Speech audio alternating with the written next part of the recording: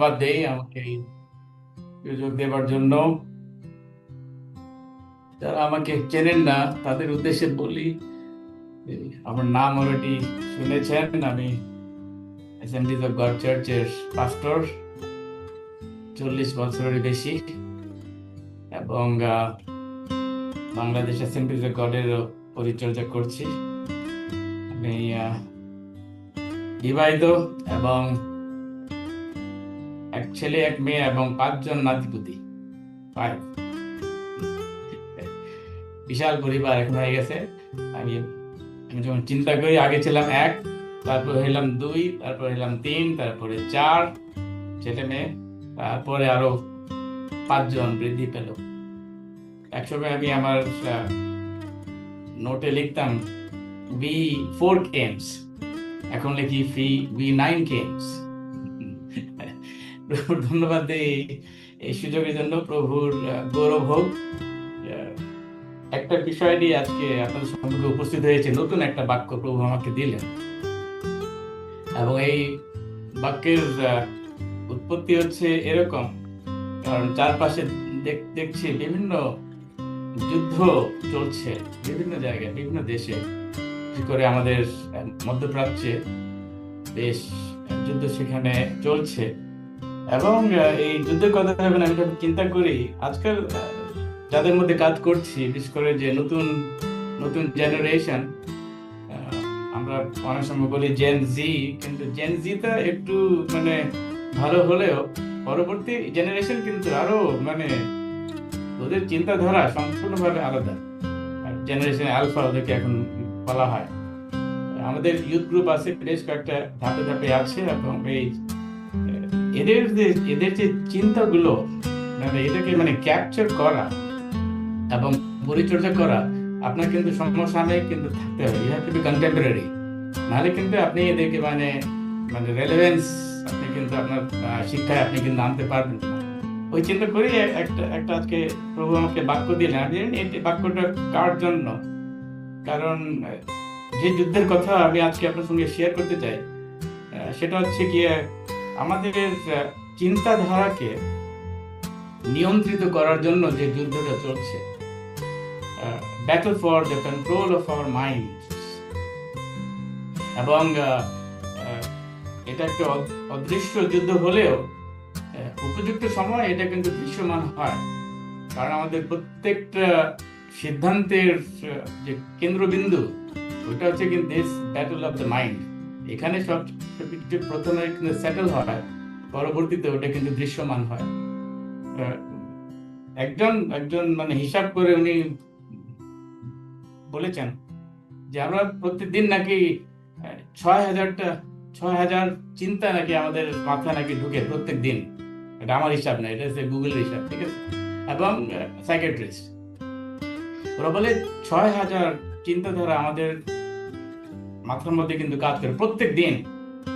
এবং এই 6,000 চিন্তার মধ্যে কোন সব চিন্তাগুলি আবার কিন্তু মানে অ্যাকশনে কিন্তু মানে এটা কিন্তু হয় না, পরিণত হয় না। It does not turn into action. এটা শুধু একটা চিন্তার মধ্যে কিন্তু অনেকগুলো কিন্তু চিন্তার মধ্যে কিন্তু রয়ে যায়। আবার তার সঙ্গে একটা বিষয় কিন্তু যুক্ত হয়েছে মানে সাইকোলজিতে, সেটাকে বলা হয় সেলফ ভ্যালিডেশন। তার মানে কোন চিন্তাটা কার্যকারী হবে এটা কিন্তু নির্ভর করছে কিছু মানে ভ্যারিয়েবলের উপরে, কিন্তু এটা কিন্তু নির্ভর করে যে আপনি কোথায় আপনার রয়েছে, মানে আপনার মানে প্রায়োরিটি, ওটার উপরে কিন্তু নির্ভর করে এই যে 6,000 চিন্তার মধ্যে যে চিন্তাগুলো আমরা ওটাকে মানে কাজে পরিণত করি, ওটার সংখ্যাটা কিন্তু আবার কিন্তু অনেকটা মানে ক্রমশ এটা কমে আসে। কেন? এটা কিন্তু ওই যে কিছু কিছু চিন্তা আমরা কিন্তু ইগনোর করি, আমরা এটাকে ইনভ্যালিড বলি, বাট যেগুলি মানে ভ্যালিডেশন করা হয় সেগুলি কিন্তু আবার কর্মে পরিণত হয়। ওই চিন্তা থেকে আমি যখন চিন্তা করি আমাদের নেক্সট জেনারেশন যারা আসছে, তাদের চিন্তাগুলো কি আছে, ওদের যদি কোনোভাবে তাদের মাইন্ডে যদি প্রবেশ করতে পারতাম, তাহলে হয়তো অনেক কিছু মানে জানতে পারতাম। কিন্তু আমি যখন বাইবেলে যখন দেখছিলাম, বাইবেলে কিন্তু আমাদের পরিষ্কারভাবে কিন্তু ধারণা আছে। কারণ যে সমস্ত চিন্তাগুলি মানুষের মধ্যে কাজ করে, ওটা কিন্তু প্রত্যেকটি জেনারেশনের ক্ষেত্রে কিন্তু একই রকম। কিভাবে ওটা হবে, ভ্যারিয়েবল গুলি কিন্তু ভিন্ন, কিন্তু চিন্তাগুলি কিন্তু একই। It's the same kind of thoughts. Bad, good, evil, best, এটার মধ্যে কিন্তু সীমাবদ্ধতা কিন্তু রয়েছে। এবং ঠিক সেই দিকে চিন্তা করতে গিয়ে একটা লোক সম্পর্কে বলবো যাকে ঈশ্বর আশ্চর্যভাবে প্রভু তাকে ব্যবহার করেছিলেন। তাকে পাওয়া যায়, তার নাম হচ্ছে গিয়ে অ্যাপোস্টল পল, সাধু পৌল। তার মধ্যে একটা যুদ্ধ কিন্তু চলছিল, এবং সেই যুদ্ধ থেকে কয়েকটি বিষয় আজকে খুব সংক্ষিপ্ত ভাবে তাড়াতাড়ি বলতে চাই। সেটা পাওয়া যায় রোমিও 7 অধ্যায় 14 থেকে 25 পদ। আর পুরোটা যদি আমরা রোমিও যদি মানে পাঠ করতে পারতাম তাহলে কিন্তু এটা বুঝতে একটু সুবিধা হতো। কিন্তু ওই যে একটা দ্বন্দ্ব, একটা ব্যাটল যে আমাদের প্রত্যেকের মাইন্ডে, প্রত্যেক এভরি জেনারেশন, ঠিক আছে, এই যে আমাদের মানে আমাদের অন্তরে, আমাদের মনে যে কাজ করে, তার যে দ্বন্দ্ব ছিল সেটা তিনি কিন্তু এখানে পরিষ্কারভাবে তিনি কিন্তু ব্যক্ত করেছেন। যদি এটাকে যদি মানে সামারাইজ করতে হয় তাহলে এটা হবে এরকম: যা করতে চাই না তাই করি, বা সেটাই হয়ে যায়। ওকে, এবং দেখেন আমরা কয়েকটি খুব তাড়াতাড়ি এখান থেকে দেখি। এটা আমরা একটু যদি বাইবেল থেকে পড়ি, কারণ আমরা জানি, আমরা কি জানি, ব্যবস্থা আত্মিক, কিন্তু আমি মাংসময়, পাপের অধীনে বিকৃত। ওই যে বললাম না যে মানে চিন্তা, মানে আপনার ভ্যারিয়েবলটা কি, যেটা আপনার অ্যাকশনে মানে পরিণত হবে। এখানে কি আছে ভ্যারিয়েবলটা? পাপের অধীনে বিকৃত, ঠিক আছে। 15 পদ, আমি যা সাধন করি তা জানি না, আমি যা ইচ্ছা করি তাই যে কাজ করি এমন নয়, যা ঘৃণা করি তাই করি। দেখেন একটা মানে দ্বন্দ্ব, যে battle that is going on for the control of the mind. 16 পদ, আমি যা ইচ্ছা করি না তাহাই যখন করি তখন ব্যবস্থা যে উত্তম ইহা স্বীকার করি। 17 পদ, এরূপ হওয়াতে সেই কার্য আর আমি সাধন করি না। 18 পদে আসেন, আমি জানি যে আমার মাংসে উত্তম কিছু বাস করে। আরেকটা ওই same to same, I mean if you talking about any kind of variables. আমার ইচ্ছা উপস্থিত বটে, কিন্তু উত্তম ক্রিয়া সাধন উপস্থিত নয়। ইচ্ছা আছে কিন্তু উত্তম ক্রিয়াতে এটা মানে পরিণত হয় না, because of that other variable. 19 পদে আছে, আমি যা ইচ্ছা করি সেই উত্তম ক্রিয়া করি না, কিন্তু মন্দ যা ইচ্ছা করি না কাজে তাহাই করি। আবার যদি একটু নিচে আসে 19 পদে, তাহা আর আমি সম্পন্ন করি না, কিন্তু আমাদের বাসকারী পাপ তাহা করে। ওই যে main aspect of the variable, যেটা মানে কাজ করছে ভিতরে। 21 পদ, অতএব সো দেয়ারফর, আমি কি করি, আমার মধ্যে আমি একটা ব্যবস্থা কিন্তু মানে সেখানে একটা মানে স্থাপিত হয়েছে। there is a law that has established in my mind। সেটা কি? সৎ কার্য করিতে ইচ্ছা করিলেও মন্দ আমার কাছে উপস্থিত হয়। যখন চিন্তা করছি কোনো একটা মানে উত্তম কাজ করবো, মন্দ দেশ উপস্থিত হবে। 22 পদে, আন্তরিক মানুষের ভাব অনুসারে আমি ঈশ্বরের ব্যবস্থায় আমোদ করি। ওই যে আরেকটা কিন্তু চলে গেছে, another ভ্যারিয়েবল। ওটা কি? আমি একজন আন্তরিক মানুষ, আমি মানসিক মানুষ আছি, ওইটা কিছু কিছু আছে মানে আমার চিন্তাধারার মধ্যে ওটা একটা প্রতিফলন আছে, but I am also a spiritual man. Okay, আমি আন্তরিক মানুষ ভাব আমার মধ্যে যে আছে, আমি ঈশ্বরের ব্যবস্থায় I want to do the will of god. আমি ঈশ্বরের ইচ্ছা আসলে আমি এটা মানে করার জন্য আমি কিন্তু খুবই আগ্রহী, ঠিক আছে। কিন্তু 23 পদ, কিন্তু আমার অঙ্গ প্রত্যঙ্গে অন্য এক প্রকার ব্যবস্থা, ওই যে আরেক প্রকার ব্যবস্থা কিন্তু সেখানে কাজ করছে, দেখিতে পাইতেছি। তা সেটা কি? আমার মনের ব্যবস্থার বিরুদ্ধে যুদ্ধ করছে। ওই দুইটার এখন there is a clash of the titans, ঠিক আছে। এবং পাপের যে ব্যবস্থা আমার অঙ্গ প্রত্যঙ্গে আছে, আমাকে তাহার বন্দী দাস করে। 24 পদ দেখেন, দুর্ভাগা মনুষ্য আমি, দুর্ভাগ্য মনুষ্য আমি। ইংলিশ আছে wretched man। wretched খুবই কিন্তু একটা কঠিন কিন্তু শব্দ। যারা ইংলিশ গানগুলি জানেন, Amazing Grace, how sweet the sound that saved a wretch like me, ঠিক আছে, জঘন্য একজন লোক, ঠিক আছে, ওটা কিন্তু বলা আছে। মানে who is এটা মানে কে বলছেন? পৌল, অলরাইট, যাকে ঈশ্বর আশ্চর্যভাবে তাকে তিনি কিন্তু ব্যবহার করেছেন। কিন্তু যখনই তিনি তার সেই যে মাইন্ডের কথা যখন তিনি চিন্তা করছেন, তিনি বললেন, আমি কত জঘন্য মানুষ, দুর্ভাগ্য মানুষ আমি, এই মৃত্যুর দেহ হইতে কে আমাকে নিস্তার করিবে? আমাদের প্রভু যীশু খ্রিস্ট দ্বারা। এই পুরো মানে সেন্টেন্স, এই পুরো মানে পুরো মানে ন্যারেটিভে যদি কোনো আশার বাণী থাকে, ওটা কিন্তু ওই 25 পদের ওই 4টা শব্দই কিন্তু। ওটা কি? প্রভু যিশু খ্রিস্ট দ্বারা, by the Lord Jesus Christ. আমি ঈশ্বরের ধন্যবাদ করি। অতএব আমি নিজে মন দিয়া ঈশ্বরের ব্যবস্থা দাসত্ব করি, কিন্তু মাংস দিয়া পাপ ব্যবস্থার দাসত্ব করি। দুটো এখানে কিন্তু পাশাপাশি চলছে। এটা অনেকগুলি নাম এখানে থাকতে পারে, মানে পৌল এটা যেভাবে তিনি ব্যাখ্যা দিচ্ছেন, কিন্তু যদি এটাকে একটা নাম যদি এটাকে দেওয়া হয়, আমরা এটাকে বলি আত্মিক মল্লযুদ্ধ। আত্মিক মল্লযুদ্ধ কিন্তু আমরা কিন্তু বাইরের কিন্তু বাহ্যিক এটা কিন্তু না, ওটা কিন্তু জয় এবং পরাজয় নির্ধারিত হয় আমাদের চিন্তা শক্তির মাধ্যমে। ইন মাই মাইন্ড, আপনার মাইন্ডে, আমার মাইন্ডে, ওইটা কিন্তু এখানে কিন্তু সেটেলস হিয়ার। কারণ কিছু কিছু কিছু কিছু মানে শক্তি আছে, মানে আমরা যখন স্পিরিচুয়াল ওয়ারফেয়ার যখন বলি, এটার মানে অর্থ হচ্ছে কি,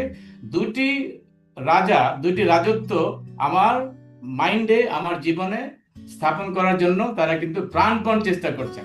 একটা তো আছেন ঈশ্বর, আছেন অবশ্যই, কারণ ঈশ্বর আমাদেরকে তিনি আমাদেরকে পরিত্রাণ দিয়েছেন। কিন্তু আরেকজন আছে শয়তান, সে চাচ্ছে যে আমাদের যে মাইন্ডটাকে সে নিয়ন্ত্রণ করতে পারে। এই জন্য আমাদের মধ্যে একটা কিন্তু যুদ্ধ কিন্তু চলছে। There is a battle going on. ওই যে 6000 চিন্তার মধ্যে কতটা যে চিন্তা আছে যেটা শয়তান কর্তৃক আমাদেরকে দেওয়া হচ্ছে, এবং কত মানে চিন্তা আছে যেটা আমরা ঈশ্বরের কাছ থেকে আমরা সেটাকে গ্রহণ করছি। এই জন্য আমাদের কিন্তু ব্যাটল। ঈশ্বর বলছেন এটা করো, কিন্তু শয়তান এসে মানে আমাদের আরেকটা মানে চিন্তার মধ্যে একটা মানে প্রভাবিত করছে, নো ডু দিস। কে জিতবে? Who is going to win this battle? এবং পৌল তিনি আবার মানে সময় থাকতে আপনি পুরোটা একটু পড়বেন, আমি একটু স্কিপ করে যাচ্ছি, কারণ এই 7 অধ্যায়ের পরে কিন্তু 8 অধ্যায়টা যেটা আছে একদম মানে প্রথম পদটাই যখন শেষ হয়, তখন তিনি কি বলছেন? অতএব এখন যাহারা খ্রিস্ট যিশুতে আছে তাহাদের প্রতি কোনো দণ্ডাজ্ঞা নাই। তার মানে চিন্তা আপনার মধ্যে আসতে পারে, আপনি যদি পাপ না করেন, ওই চিন্তা যেন আপনাকে একটা দণ্ডাজ্ঞার মধ্যে যেন না নিয়ে যায়, কন্ডেমনেশনের মধ্যে যেন না নিয়ে যায়। মন্দ চিন্তা করা অনেক সময় এটা কিন্তু আমাদের মধ্যে একটা কিন্তু গিল্টি ফিলিং কিন্তু নিয়ে আসে, ঠিক আছে? কিন্তু ওখান থেকে কিন্তু রেহাই কিন্তু আছে। সেটা কি হচ্ছে কি, 2 পদে আছে, খ্রিস্ট যিশু জীবনের আত্মার যে ব্যবস্থা তাহা আমাকে পাপের ও মৃত্যুর ব্যবস্থা হইতে মুক্ত করিয়াছে। আমি Christ Jesus has set me free.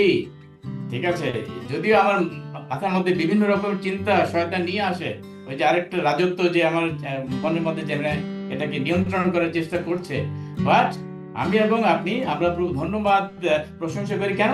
কারণ পাপের ও মৃত্যুর ব্যবস্থা হইতে প্রভু যীশু খ্রিস্ট আমাদেরকে সম্পূর্ণভাবে তিনি কিন্তু মুক্ত করেছেন।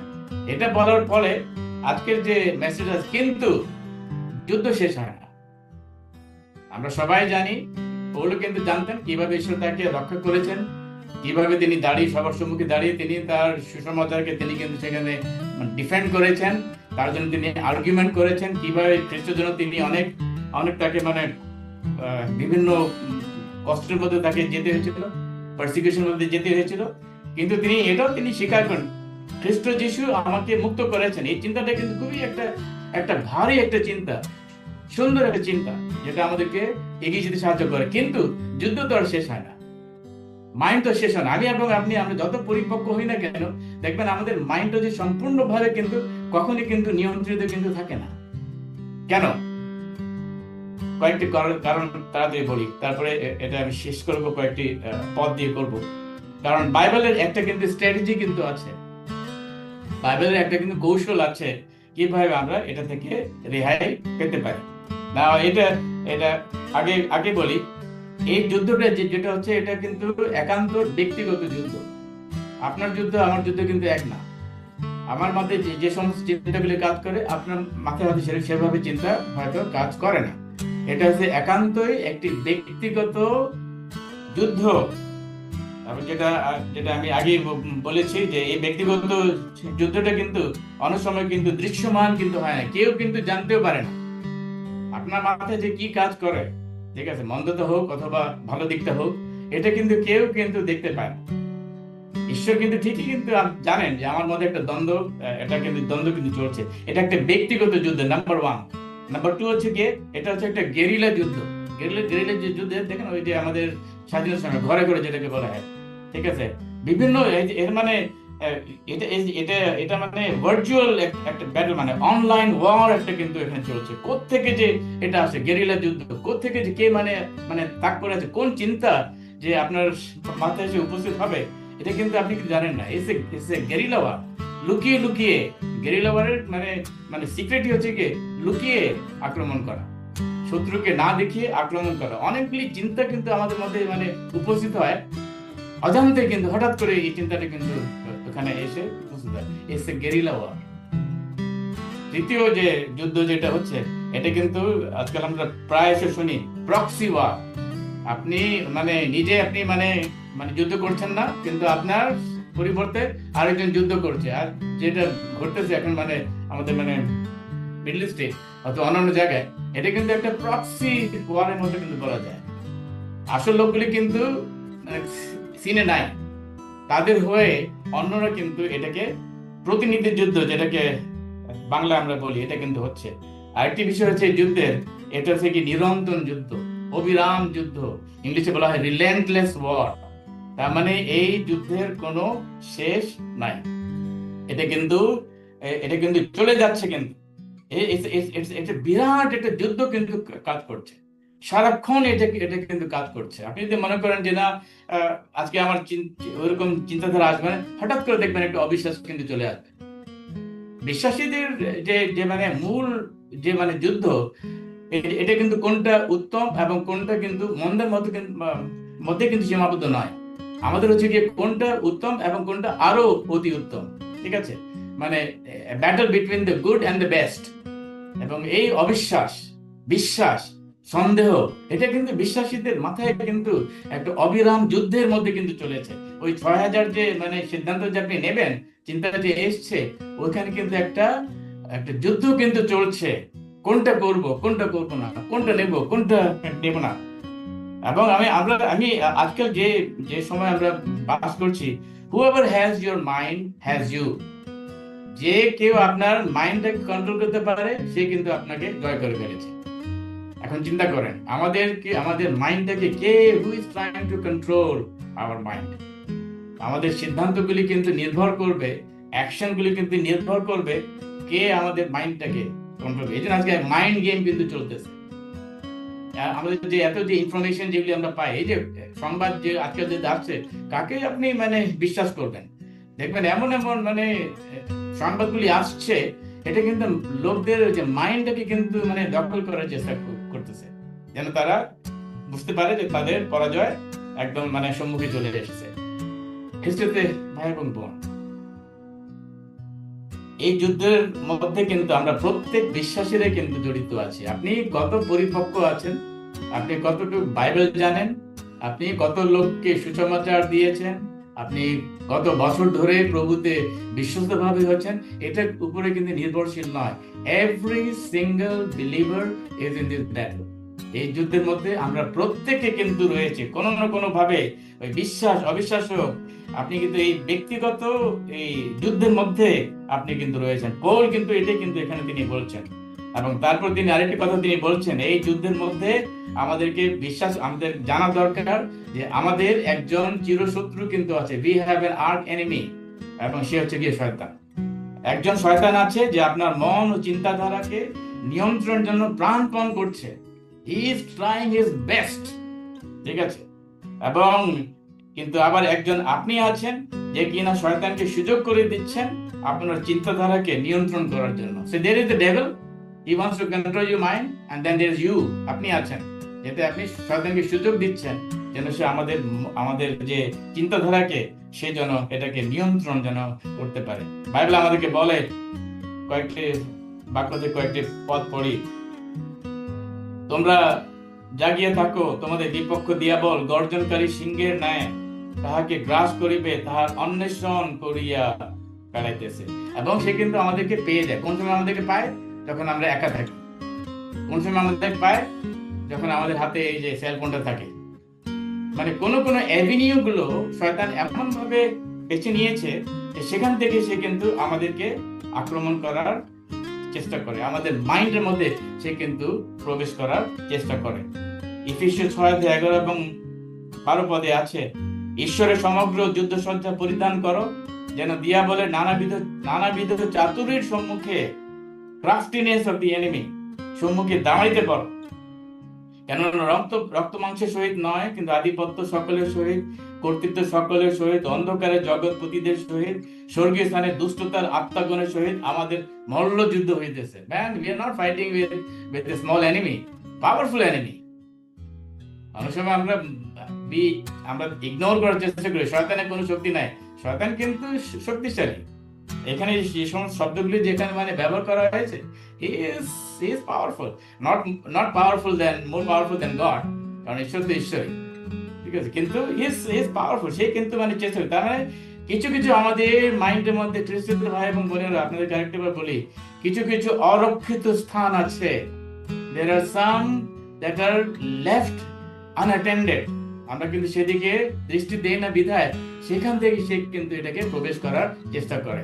আজকাল যে মানে যুদ্ধটা হচ্ছে, দেখবেন হাজার হাজার মিসাইল কিন্তু একটা দেশের প্রতি এটা কিন্তু মানে ছোড়া হচ্ছে।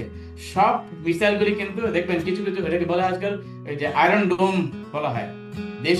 দেশের উপরগুলোতে এমন একটা প্রতিরক্ষা ব্যবস্থা মানে তৈরি হয়েছে যে মিসাইল ওটাকে ভেদ করে কিন্তু ঢুকতে পারে না।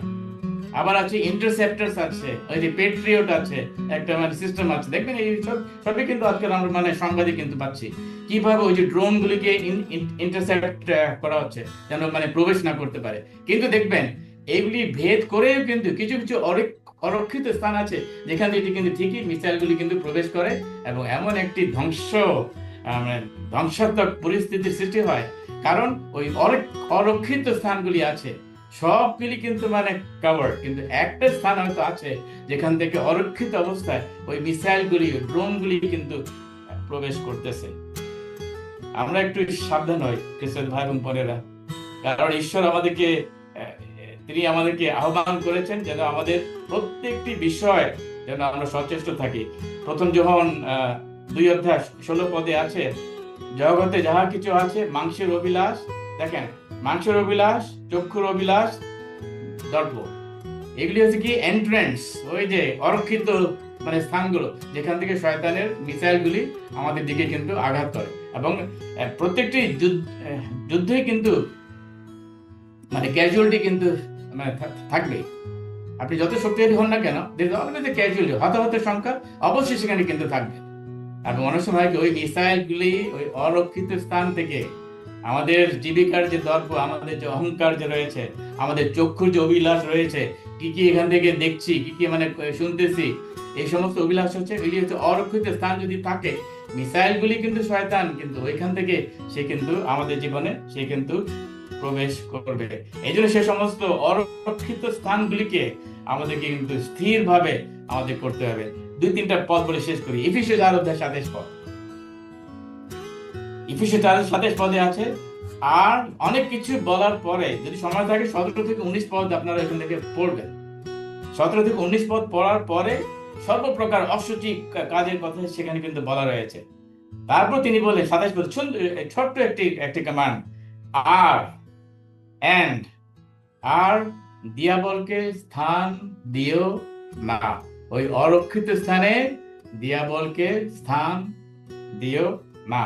রোমিও 12:1-2 পদে আছে, আর এই যুগের অনুরূপ হইও না, কিন্তু মনের নতুনীকরণ দ্বারা স্বরূপান্তরিত হয়।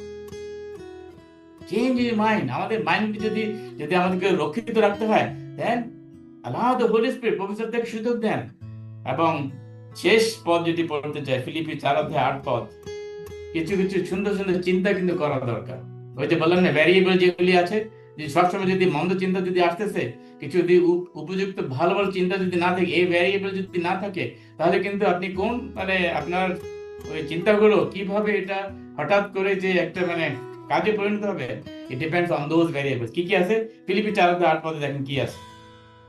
অবশ্যই হে ভাতৃগণ, যাহা যাহা সত্য, ইংলিশে আছে হোয়াট এভার ইজ ট্রু, যাহা যাহা আদরণীয়, ইংলিশে আছে নোবেল,